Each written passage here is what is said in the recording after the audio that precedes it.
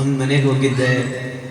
ಆ ವ್ಯಕ್ತಿ ಇದೇ ಬಸವೇಶ್ವರ ಪುಣ್ಯ ತಾಣದಲ್ಲಿ ಪೂರ್ವಭಾವಿ ಸಭೆಯನ್ನು ಮಾಡಿದಾಗ ಒಂದು ಮಾತನ್ನು ಹೇಳಿದ.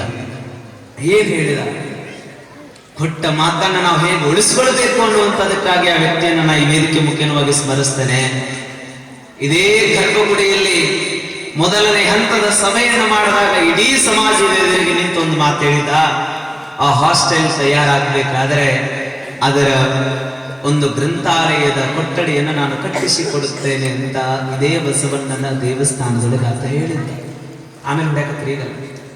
ಆಗ ಇವತ್ತು ಅವ್ರ ಮನೆಗೆ ನಾವು ಹೋಗಿದ್ವಿ. ಹೋದಂತಹ ಸಂದರ್ಭದಲ್ಲಿ ಆ ವ್ಯಕ್ತಿಯನ್ನು ಮರೆತಿರಬಹುದು ಅಂತ ನಾನು ಸುಮ್ಮನೆ ಇದ್ದೆ, ನಾನು ಕೇಳಿರ್ಲಿಲ್ಲ. ಖರೆ ಸದ್ಗುರುವಿಗೆ ಕೊಟ್ಟಂತಹ ಮಾತನ್ನ, ಅದರಲ್ಲಿ ನಮ್ಮ ಗುರುವಿಗೆ ಕೊಟ್ಟಂತ ಮಾತನ್ನ ನಾವು ತಪ್ಪಿಕೊಳ್ಳಬಾರದು ಅಂತ ಹೇಳಿ ಆ ವ್ಯಕ್ತಿಗೆ ನಾನು ಲಿಂಗ ಪೂಜೆ ಕೊಡ್ತಂತ ಸಂದರ್ಭದಲ್ಲಿ ಆ ವ್ಯಕ್ತಿಯನ್ನು ಪುನಃ ನಾನು ಕರೆಸಿದೆ. ನೋಡು ಅಂತ ನಾನು ಒಂದು ಮಾತನ್ನ ಅಂದೆ. ಯಾವುದಾದ್ರೂ ವ್ಯಕ್ತಿ ಆದ್ರೆ ಒಂದು ಕ್ಷಣ ನಾನು ವಿಚಾರ ಮಾಡ್ತೀನಿ ಅಂತ ಹೇಳ್ತಾರೆ. ಯಾವುದಾದ್ರೂ ವ್ಯಕ್ತಿ ಆದ್ರೆ ಸ್ವಲ್ಪ ನಾನು ಮನೆ ಒಳಗಡೆ ಇವರನ್ನ ಕೇಳಿ ಹೇಳ್ತೀನಿ ಅಂತ ಹೇಳ್ತಾರೆ. ಒಂದೇ ಒಂದು ಮಾತನ್ನ ಮಾತನಾಡದ ಹಾಗೆ, ಒಂದೇ ಒಂದು ಶಬ್ದವನ್ನ ನನಗೆ ಹೇಳಿದ ಹಾಗೆ ನೀನು ಜವಾಬ್ದಾರಿಯನ್ನು ತೆಗೆದುಕೊಳ್ಬೇಕು. ಒಂದು ರೂಮಿನ ಮೊತ್ತವನ್ನ ನೀನು ನನಗೆ 5 ಲಕ್ಷ ನೀಡಬೇಕು ಅಂತಂದ್ರೆ ಒಬ್ಬೇ ವ್ಯಕ್ತಿ ಮೊಟ್ಟ ಮೊದಲಿಗೆ ನಾನೇ ನನ್ನ ಊರಿನಿಂದ ಮೊದಲ ಒಂದು ಕೊಠಡಿಯ ದೇಣಿಗೆಯಿಂದ 5 ಲಕ್ಷ ರೂಪಾಯಿಯನ್ನು ನಿಮ್ಮ ಮಡಿಲಿಗೆ ಹಾಕ್ತೇನೆ ಅಂತ ಹೇಳಿ ಕೃಷ್ಣ ವಿರೂಪಾಕ್ಷ ಹೆಗಡೆಯವರು ಒಂದ್ಸಾರಿ ಕೈ ಮೇಲೆ ಜೋರಿ ಚಪ್ಪಾಳೆ ತಪ್ಪಬೇಕು. ಆ ವ್ಯಕ್ತಿಗೆ ಅಷ್ಟು ಅಭಿಮಾನ ಸ್ವಾಮಿ. ನಮ್ಮ ಜೋರು ನನಗೆ ಕೇಳಕತ್ತಾರ ಅಂದ ಬಳಿಕ, ನಮ್ಮ ಜೋರು ಏನೋ ಒಂದು ದೊಡ್ಡ ಕೆಲಸ ಮಾಡಕತ್ತಾರ ಅಂದ ಬಳಿಕ, ನಮ್ಮ ಜೋರು ಸ್ವಾರ್ಥಕ್ಕಾಗಿ ಆ ಮಠದ ಏಳಿಗಾಗಿ ಮಾಡ್ತಾ ಇಲ್ಲ. ಆತನೇ ಹೇಳಿದ ಸ್ವಯಂ ಘೋಷಿತವಾಗಿ ಆತನಿಂದ. ನಾನು ಪುನಃ ಒಂದು ಮಾತನ್ನ ಇವತ್ತು ಕೇಳಿದೆ ಕೃಷ್ಣನ.